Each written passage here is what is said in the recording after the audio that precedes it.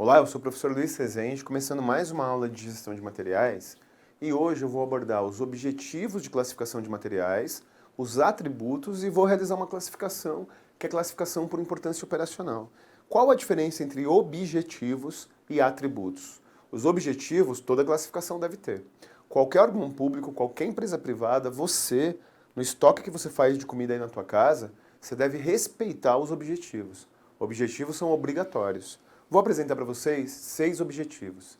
E esses 6 objetivos que eu vou te apresentar, qualquer organização que organiza materiais, que classifica materiais, deve obrigatoriamente ter. Ó, eu não te conheço, né? Você está assistindo aí minha aula no seu computador, mas eu tenho uma certeza absoluta. Você e qualquer outra pessoa que estiver assistindo esse curso tem o mesmo objetivo, que é cargo público, carreira pública, foco em tribunais, carreiras administrativas, e por isso que você comprou esse curso.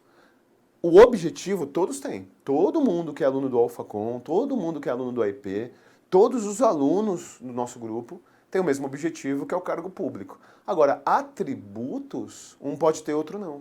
Essa é a diferença entre a palavra objetivo e a palavra atributo. Por exemplo, eu tenho o mesmo objetivo de todos os outros professores do Alphacom, todos os outros professores do AIP. Te preparar para você se dar bem na prova. Atributo, cada um tem o seu. Eu tenho tatuagem, o outro professor ele tem cabelo comprido, o outro professor é careca, ou seja, atributos uns têm, outros não. Objetivos todos têm igual. Então, se você pegar o TRT de São Paulo, da segunda região, o TRT do Rio de Janeiro, o TRT do Rio Grande do Sul, o TRT da Bahia, esses 4 TRTs têm o mesmo objetivo, que é realizar justiça, seguindo os parâmetros do judiciário brasileiro. Agora, atributo, cada um tem o seu. E os atributos, eles são vinculados a especificidades, a particularidades. Deu para entender a diferença? Então vamos resumir a ópera. Atributo, alguns têm e outros não. Agora, objetivos, eu sou obrigado a ter. Eu sou obrigado a especificar meus objetivos. Então vamos trabalhar os objetivos que são obrigatórios, é o que mais cai em concurso. Ó, é difícil estudar coisa que não cai sempre em prova. Porque você sabe que tem que estudar crase, que tem que estudar semântica, que tem que estudar o artigo 5º da Constituição até o 14º, até o 17º, estudar o artigo 37. Agora é difícil uma matéria que quase nunca cai em prova. Uma matéria que nunca cai em prova, ou quase nunca cai em prova, a gente fica rateando, a gente não sabe exatamente como estudar. Então é função do professor dar toda a matéria. Mas é função do professor dizer que o tema A é mais importante que o tema B. É mais importante esse tópico do que esse tópico. E a aula de hoje, ela vai trabalhar o tópico mais importante, que são os objetivos. Você fez a prova do TRT do Rio de Janeiro? Ó, procura a prova do TRT do Rio de Janeiro, procura a prova do TRT do Paraná, procura a prova do TRE de São Paulo, todas as provas de analista nível superior. O que essas provas têm em comum? Caiu gestão de materiais na prova. Para a carreira policial, cai em no cargo administrativo. Então, se você vai prestar qualquer tribunal para analista, se você vai prestar Ministério Público da União, se você vai prestar administrativo da Polícia Federal, cai gestão de materiais. E qual é o tópico em comum de todas essas provas tão diferentes? Algumas provas FCC, outras provas CESP-UNB, carreira policial, carreira tribunal, carreira administrativa. Todas as provas teve pelo menos uma questão de objetivos. Então esse é um dos temas mais importantes do seu curso. Vamos desenrolar, vamos trabalhar os objetivos. Vamos lá. Objetivo é obrigatório. Objetivo toda classificação deve ter.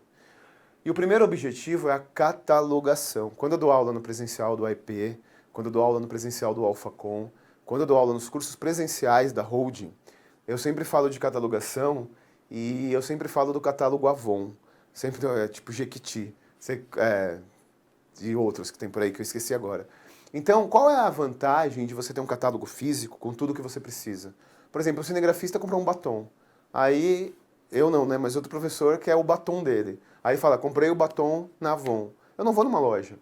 Eu não vou na internet. Eu vou no catálogo físico. Por exemplo, você já foi em autopeça? Na tua cidade tem autopeça, óbvio, né? Se você vai para uma autopeça, a primeira pergunta que o vendedor te faz quando você vai comprar uma pastilha de freio é qual é a marca do seu carro. Aí, se você diz que a marca do seu carro é Peugeot, ele pega o catálogo da Peugeot e lá estão os produtos. Então, qual é o objetivo da catalogação? Ó, tome cuidado, porque catalogação não precisa ser um catálogo físico, né?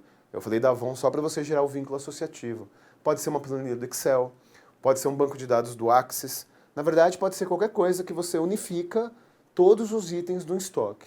Então, a catalogação é a unificação de todos os itens do estoque numa única listagem. Essa única listagem pode ser a revistinha da Polishop, pode ser a revistinha, o catálogo da Avon, pode ser o catálogo de uma autopeça para o fabricante. É a unificação de todos os itens em um mesmo elemento.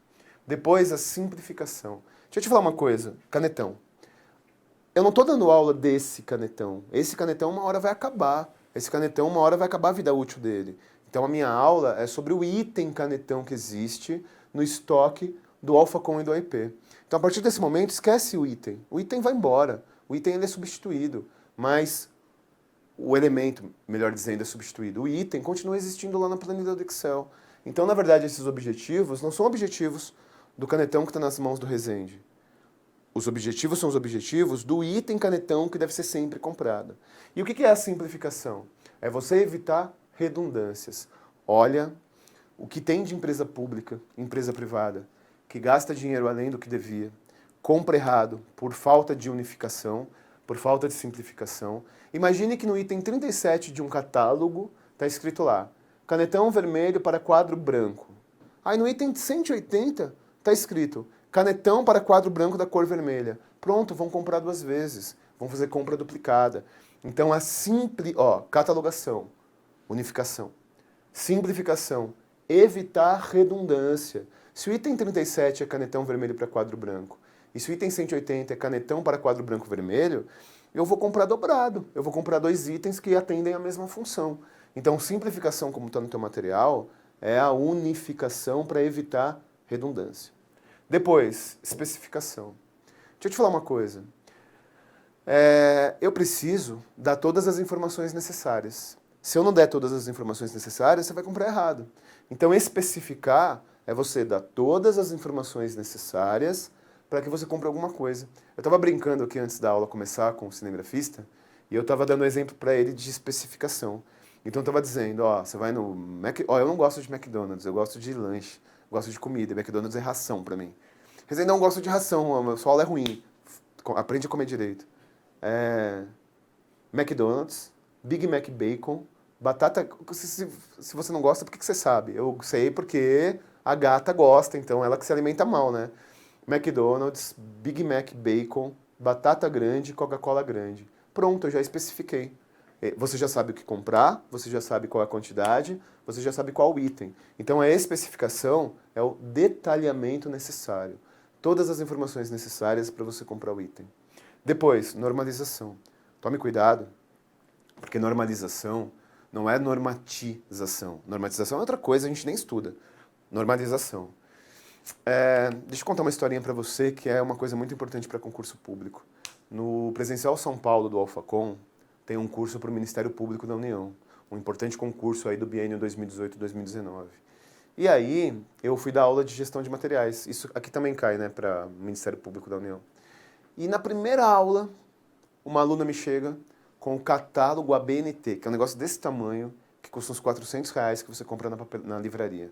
E aí ela estava com o catálogo, eu vi o catálogo dela na aula lá, mas eu não falei nada. E aí, quando eu falei desse tópico, normalização, ela já pegou o catálogo.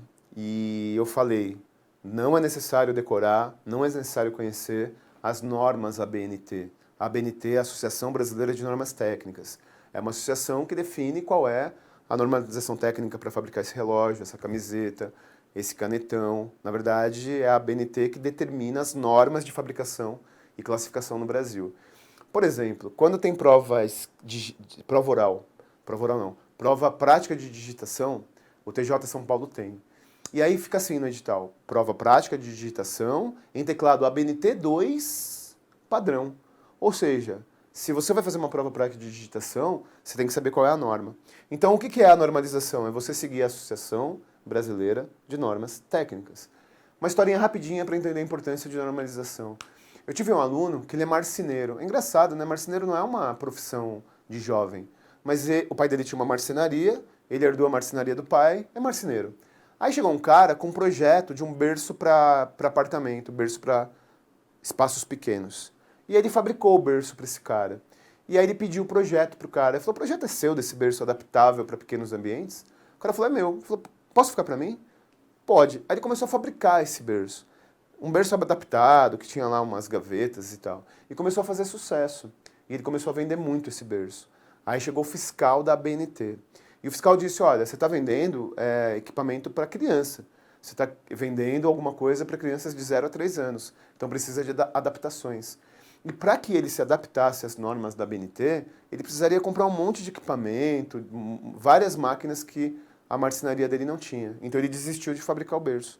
Então a normalização é você seguir as regras, as normas da Associação Brasileira de Normas Técnicas.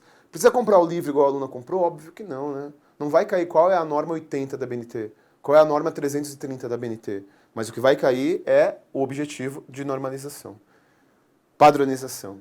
Ó, deixa eu falar uma coisa. Você não está vendo, óbvio, né? Mas aqui tem a monitora e o cinegrafista. Aí eu vou classificar. Aí, por exemplo, eu vou classificar como A, B, C. E ele como verde. Não tem lógica isso. Ó, primeiro eu utilizei letras e números. Depois eu utilizei cores. Então, para padronizar, eu tenho que utilizar só uma regra. Verde e azul. A, B, C e C, A, H. Agora, isso é padronização. Então, a padronização é, por exemplo, eu determinar que eu vou classificar os itens de uma empresa por cores, ou por códigos, ou por letras. Na sua cidade eu não sei como funciona, mas eu descobri, não sei se vocês sabiam disso, eu descobri que em São Paulo a cor dos ônibus diz que para que bairro ele vai. Isso é genial, você sabia disso? Eu não sabia disso. Por exemplo, o ônibus verde vai para a Zona Leste, eu não sei se é isso, né? O ônibus vermelho vai para a Zona Sul, o ônibus laranja vai para sei lá que bairro. E por que eu descobri isso? Porque eu não deveria contar isso, mas eu vou contar e vai ficar gravado para a história. Eu me perdi. Eu trabalhei no Céu Alvarenga, na divisa com Diadema, para quem conhece São Paulo, e aí eu fui pra lá, puta quebrada, favela do Pantanal, e eu não conhecia a quebrada. Aí eu fui malandrão, né, eu fui tentar fazer um caminho alternativo pra fugir do trânsito. Aí me perdi, não sabia sair. E aí eu falei, vou seguir um ônibus. Aí passou um busão, eu pensei, todo ônibus sai numa avenida, né? Vou seguir o ônibus até uma avenida que eu conheço. Aí eu fui lá, seguindo o ônibus, seguindo o busão. Aí chegou uma hora que o ônibus parou, eu parei atrás pra esperar o farol abrir. Aí um cara bateu no meu vidro. Puta, eu fiquei assustado, pensei que era mala. Aí eu vi que era um cara uniformizado, né? E aí eu baixei o vidro do carro, o cara falou assim, pois não. Eu falei, então, tô seguindo aí, campeão. Aí ele falou, ó, aqui é a garagem do ônibus. Eu segui o ônibus até a garagem do ônibus. Coisa humilhante, né? E eu fui pra mais longe ainda do que eu queria ir. E aí depois eu descobri, ele falou, ó, mas é laranja esse ônibus. Você não tá vendo? Vai pro extremo sul da cidade. Então, na cidade de São Paulo, qual é o objetivo da padronização? Por cores. Sabe qual é uma outra padronização por cores? Se eu chegar pra você e pedir pra que você vá na farmácia comprar um remédio de tarja preta pra mim, você não vai. Por que você não vai? Porque tarja preta precisa de receita e precisa do meu documento. Então, tarja preta, tarja vermelha, tarja branca é uma padronização de cores que a indústria farmacêutica definiu. Então, por isso que no seu material eu escrevi que sempre que uma organização decide utilizar o padrão de cores, utiliza o padrão farmacêutico. Rezende, mas o TRT da segunda região, eu trabalho num tribunal, eu preciso organizar as canetas que o TRT utiliza. Aí eu defino caneta vermelha, caneta preta, caneta azul. Eu posso afirmar que isso é um tipo de padronização farmacêutica? É. Toda padronização que utiliza cores é uma padronização farmacêutica. E qual é a padronização do AEP e do Alphacom? Intensivo, anual, extensivo. Essas são as padronizações. Aulão, revisão de véspera, evento, esse curso que você está vendo do Som Mais, ou esse curso que você está vendo do AIP. Enfim, na verdade, padronizar é eu estabelecer uma regra. E essa regra tem que ser seguida. E, finalmente, a codificação. Deixa eu te falar uma coisa. Eu falei para você que a aula de hoje tem várias questões, porque é o tema mais importante. E dentro do tema mais importante, esse é o mais relevante. A codificação. Então, o que é a codificação? A codificação é eu escolher um conjunto de letras ou números que representam o meu item. Então esse conjunto ele pode ser uma codificação alfabética, pode ser uma codificação numérica, pode ser uma codificação alfanumérica, e dentro da alfanumérica existe o subtipo hexadecimal. A hexadecimal ela só permite números de 0 a 9 e de letras de A a F. Então essa é a diferença. Então, por exemplo, o F1, 2 seria uma hexadecimal. Então, deixa eu te perguntar, qual das codificações é a mais simples? Nossa, isso deu rolo numa prova da CESP. Olha, tem até no material aí no final. Tem uma questão CESP-UNB que diz o seguinte, para administrativo da Polícia Federal. A codificação numérica, ela é mais simples que a codificação alfanumérica. Aí teve um monte de aluno que... ABA não, né? BAB1. Pronto, agora virou alfanumérica. Aí teve um aluno que falou, tá errado, Rezende, porque a classificação alfanumérica, ela é mais simples que a numérica. Eu falei, por quê? Ele falou assim, porque a numérica, números são infinitos. Aí eu entendi o erro que ele cometeu. Ó, é óbvio que números são infinitos e letras não são infinitas. Mas pense no seguinte. Imagine que você trabalha num órgão público e que você precisa classificar todos os itens do estoque. E você precisa criar um código, né? Cada item tem um código. E aí você tem 4 campos para criar o código. Se você tem 4 campos para criar o código, se a sua classificação for numérica, aqui você só pode pôr de 0 a 9, de 0 a 9, de 0 a 9 ou de 0 a 9. Ou seja, para cada campo você tem 10 opções. E se você tiver uma classificação alfabética? É óbvio que são 27, mas em cada campo você tem 27 opções. Você entendeu? Então não são números infinitos, porque você só tem 4 campos. Então a classificação alfabética é mais avançada que a classificação numérica, porque a numérica só permite 10 números, de 0 a 9, e a alfabética permite todos os números, as letras, melhor dizendo. E a mais avançada é a alfanumérica. Então a mais simples é a numérica, depois vem a alfabética, depois vem a alfanumérica. Deu para entender? Dentro de codificação tem uma coisa importantíssima que tem caído muito em prova, chamado SKU. Então vem comigo, vamos desenrolar aqui o que é o tal do SKU. Olha só, o SKU, se você já trabalhou em estoque, se você já trabalhou em um armazém, você sabe muito bem o que é. Unidade de manutenção de estoque. A unidade de manutenção de estoque é um código. E esse código, ele é único. E por que esse código ele é único? Porque esse código, chamado SKU, ele é o seu CPF, é o CPF do produto. Por exemplo, eu tive uma aluna que ela trabalhava na Netshoes, uma empresa de venda de sapato, né? Sapato, tênis e tudo mais. E ela falou que quando as pessoas faziam compra pela internet, ela ia lá no estoque da Netshoes, aquele negócio gigante, e ela não precisava abrir caixa por caixa para escolher qual era o produto que ia ser vendido. Bastava ela olhar para o SKU. E ela olhava para o SKU e ela já sabia que caixa pegar. Você já foi no Porto? Eu já fui no Porto de Santos, que é o mais próximo aqui de onde eu moro, em São Paulo. O Porto de Santos ele é interessante por vários motivos, né? É uma vida muito particular no Porto. Mas no Porto tem uma coisa legal, que são os containers. Aí você vai... É muito comum em filme americano ter container e cena no container, né? Tiroteio no container. Então imaginem aquele pilha de containers enorme e eu preciso organizar o que tem em cada container. Você concorda que é meio tosco eu ficar abrindo container por container para ver o que tem dentro? Então eu ponho um SKU, um códigozinho ali no container, que eu bato o olho no código e eu já sei o que tem dentro do container. Não preciso abrir container por container. É por isso que caixa física de supermercado tem sempre um código. Eu peguei um SKU real para mostrar para você. Olha o SKU. O SKU dá todas as informações que eu preciso. Imagine que eu trabalho numa loja de roupas, numa loja de departamentos, e eu preciso vender uma calça para o meu cliente. Eu não preciso abrir todas as caixas para ver que calça tem lá dentro. Basta bater os olhos no SKU, na unidade de manutenção de estoque. E olha as informações que ela me dá. Fabricante, Levi's. Produto, jeans. Slim, deve ser um tipo de calça. 36, o número, e green, a cor. Então eu tenho todas as informações que eu preciso. Fabricante, produto, tipo do produto, número do produto e cor do produto. Então eu bato o olho e já sei que eu tenho que pegar aquela caixa, porque aquilo é o tal produto que eu queria. Ó, o SKU ele é único. Não existem 2 SKUs para 2 produtos e nunca um SKU tem 2 produtos. Unidade de manutenção de estoque. Esses são os objetivos. Agora, como eu te falei, o objetivo é obrigatório. Todo órgão público tem os mesmos objetivos. E atributos? Atributos eu posso ter ou não. E o primeiro atributo é o atributo da abrangência.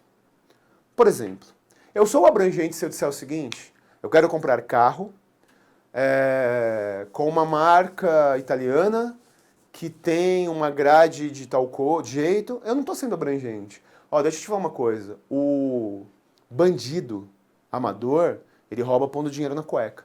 Ele rouba fazendo negociata telefônica. O bandido profissional, ele rouba tecnicamente. Ele desvia tecnicamente. Olha como eu posso montar uma peça licitatória. Você estuda 8666, né? Você estuda para tribunais. Então eu posso montar uma licitação que não é abrangente. E se eu monto uma licitação que não é abrangente, na técnica, na descrição do produto, eu estou manipulando a licitação tecnicamente. Como assim, Rezende? Ó, deixa eu te explicar. Eu vou fazer uma licitação para apagador. Aí eu faço a seguinte licitação. Apagador, azul, com botão aperte, com um diâmetro sei lá qual, escrito... Se eu fizer tudo isso, eu não sou abrangente, eu sou específico. Só essa empresa pode participar da licitação pela melhor técnica. Então, inclusive a 8666 diz isso, né? Que na licitação você não pode ser muito específico. Então, a abrangência é o permitir vários fornecedores. Depois, praticidade. O que é a praticidade? Que também aparece na prova como simplicidade. Não confunda simplicidade com simplificação. Vamos voltar ao exemplo lá do tal do McDonald's? Olha só. McDonald's, Big Mac Bacon, Coca-Cola grande, batata grande, João, 19 anos, que foi funcionário do mês. Eu dei informação a mais. Eu dei informação que você não precisa. Eu dei informações irrelevantes para você comprar o produto. Então a praticidade, preste atenção, é o dar a menor quantidade de informações necessária. Então a praticidade é eu só dizer aquilo que é necessário para eu comprar o produto. E finalmente a flexibilidade. Você é fiel a um produto? Você é fiel a alguma marca? Se não tiver, você não compra? Se você for fiel ao ponto de se não tiver, você não compra, você não é flexível. A flexibilidade é você reconhecer que às vezes não tem o que você quer e você tem que comprar um similar. É muito comum na FCC, já que você estuda para tribunais, que a flexibilidade apareça como similaridade. Por exemplo, eu gosto muito de conhaque. Eu tomo um conhaque chamado Fundador. E eu gosto desse conhaque. Esse conhaque deve custar, sei lá, uns R$200 a garrafa. Então eu tomo às vezes, né? Tomo lá, tal, de leve. Quando não tem Fundador, eu não compro. Porque eu não gosto de outro conhaque. Eu bebo se eu saio. Mas nesse caso eu sou inflexível para comprar para ter em casa. Eu só compro Fundador porque é o que eu gosto. Então no serviço público isso não pode acontecer. Imagine se o Alphacom não grava, não tem gravação no AIP, porque não tinha a marca de canetão que o Alfa sempre compra e ele não compra nenhum similar. Então resumo da ópera. Abrangência é eu não ser específico. Praticidade, eu dei a menor quantidade de informações necessária. E flexibilidade, eu aceitar a similaridade. Deu para entender? Agora vamos para uma classificação que todo mundo acha que é difícil, mas não é. Olha, eu vou trabalhar ao longo das próximas aulas os tipos de classificações. E a classificação que eu vou trabalhar agora, eu propositalmente escolhi para ser a primeira. Porque os alunos falam, Rezende, essa é difícil decorar. Eu decoro o que é bem de consumo, eu decoro o que são materiais críticos, eu decoro a classificação ABC, eu decoro a classificação XYZ, mas eu não consigo decorar a classificação por importância operacional. É a mais óbvia para você lembrar. Vem comigo que eu vou te explicar. Sabe por que é a mais óbvia? Porque a classificação por importância operacional é a cadeia produtiva. E a cadeia produtiva, ela tem uma certa lógica. Você faz bolo. Se você faz bolo, você precisa do quê? De batedeira. O que faz bolo mais fora batedeira? Batedeira, forma, forno. Você precisa de colher. Precisa de colher para fazer bolo, né? Você é boleiro agora? O cinegrafista virou boleiro agora. Você precisa de materiais produtivos. Essa é a primeira coisa. Se eu não tiver forno, se eu não tiver batedeira, se eu não tiver forma, eu não consigo fazer o bolo. Então a primeira classificação por importância operacional são materiais que são utilizados para a fabricação de outros materiais. Por exemplo, a batedeira. Depois eu preciso da matéria-prima, do fermento. Usa fermento para fazer bolo, né? Agora não sabe. A matéria-prima é tão importante quanto os materiais produtivos. E aí, depois que eu tenho a batedeira e depois que eu tenho o fermento, depois que eu tenho o material produtivo que são usados para a fabricação de outros materiais e que eu tenho a matéria-prima, eu já entro na produção. Materiais em fabricação, materiais Materiais acabados não são aqueles estragados, são aqueles que já estão fabricados. Materiais já fabricados em manutenção. Olha, essa matéria é decoreba, viu? Essa matéria, você tem que decorar um monte de coisa. E para decorar importância operacional, lembra da cadeia produtiva. Eu preciso da ferramenta, eu preciso da matéria-prima, aí eu fabrico. Quando eu fabrico, já está produzido. E quando já está produzido, ele pode ir para manutenção. Essas são as classificações operacionais. Deu para entender? Rezende, eu não sei como isso cai em prova, porque eu nunca estudei gestão de materiais na minha vida. Eu acabei de abrir o edital do TRT, eu acabei de abrir o edital da polícia, acabei de abrir o edital do MPU e caiu essa desgraça dessa matéria. Como isso cai em prova? Qual é a abordagem? Vem comigo. No teu material você tem algumas questões, todas as questões são de provas anteriores, e ó, qual que é a regra? Vou começar por questões CESP-UNB, que pega algumas provas aí de tribunais, e no finalzinho eu vou para a FCC, que é a nossa casa, né? A FCC que é a banca de tribunais. Então vamos lá, vamos imediatamente para a leitura da primeira questão, CESP-UNB. A abrangência, a flexibilidade e a praticidade constituem atributos para a classificação de materiais. Eu acabei de dar essa questão para você, eu acabei de falar dessa questão. Então abrangência significa você não ser específico demais. Flexibilidade significa você, ou simplicidade, né? Significa você ter similaridade. E praticidade significa você dar todas as informações necessárias. Perfeito. Abrangência, flexibilidade, praticidade ou simplicidade constituem atributos para a classificação de materiais. Essa primeira questão está certíssima. Segunda questão. A abrangência, a flexibilidade e a praticidade são consideradas na classificação de materiais. Mas os diversos tipos de classificação precisam ser analisados separadamente, visando seu agrupamento de todos os materiais em características comuns. Essa questão é um pouco confusa, né? Vamos analisar. O que a CESP quis dizer nessa questão? Abrangência, flexibilidade e praticidade são consideradas, perfeito, porque afinal de contas são atributos na classificação de materiais. Mas os diversos tipos de classificação precisam ser analisados separadamente, visando-se o agrupamento de todos os materiais em características comuns. Se eu agrupo todos os materiais em características comuns, eu não tenho classificação, porque, na verdade, a classificação significa o agrupamento por semelhança e a separação por falta de semelhança. Então, quando ele diz lá no final, agrupar todos os materiais com características comuns, isso não tem a ver com atributos, por isso que está errado a questão. Próxima. A classificação é o processo de aglutinação de materiais por características semelhantes. Perfeito. Classificar é agrupar por semelhança. No qual são utilizados os critérios da abrangência, da flexibilidade e da praticidade. Tome cuidado, porque nessa questão a CESP deu uma rateada, né? A banca não tem salvo-conduto, a banca faz besteira e escreve coisas que não são precisas. Mas nesse caso, ele chama atributo de critério. E isso é comum na CESP. Está correto, mas não muito preciso. Agora vamos para as questões FCC, já que a nossa praia aqui nesse curso é tribunais. As funções da administração de materiais são consideradas como a. Estrutura de um sistema para solucionar problemas por meio de um conjunto específico de técnicas, um corpo de conhecimento de pessoas especializadas. B. Atividade que planeja as compras empresariais. C. Atividade que executa a entrega do produto ao cliente final. D. Sequência estruturada de atividades que, por meio de ações físicas, comportamentais ou informação, permitem a agregação de valor ou uma ou mais entradas, informando-as uma ou mais saídas. E. Voltando. E.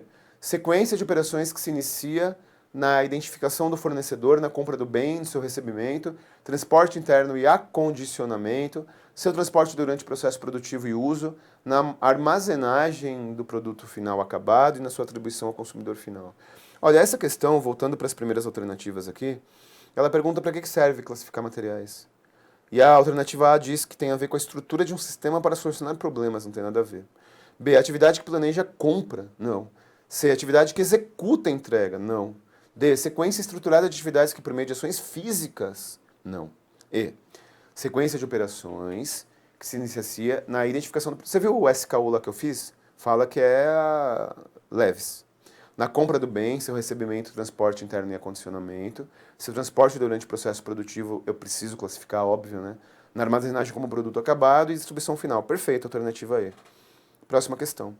Planejamento das necessidades de materiais ou materiais com requerimento planejado é A. Uma técnica que não permite determinar as necessidades de compra dos materiais que serão utilizados na fabricação, não tem nada a ver. B. Um método de produção com o objetivo de disponibilizar os materiais requisitados para manufatura quando solicitado. Perfeito, isso é uma classificação. C. Um método que permite ao administrador verificar se os estoques estão utilizados, não tem nada a ver. A contagem física dos itens é inventário. Responsável pelo planejamento operacional e operação, controle e fluxo, não tem nada a ver. Então, planejamento de necessidades de materiais é classificação. E classificar significa alternativa B, método de produção com o objetivo de disponibilizar para o uso. Deu para entender que classificação tem objetivos e atributos? Objetivos são obrigatórios e atributos são vinculáveis? Então, se cair uma questão de objetivos e uma questão de atributos, essa é a diferença. Muito obrigado pela sua presença, pela sua paciência em ficar até o final da aula. Força e honra, estou com você até a sua aprovação.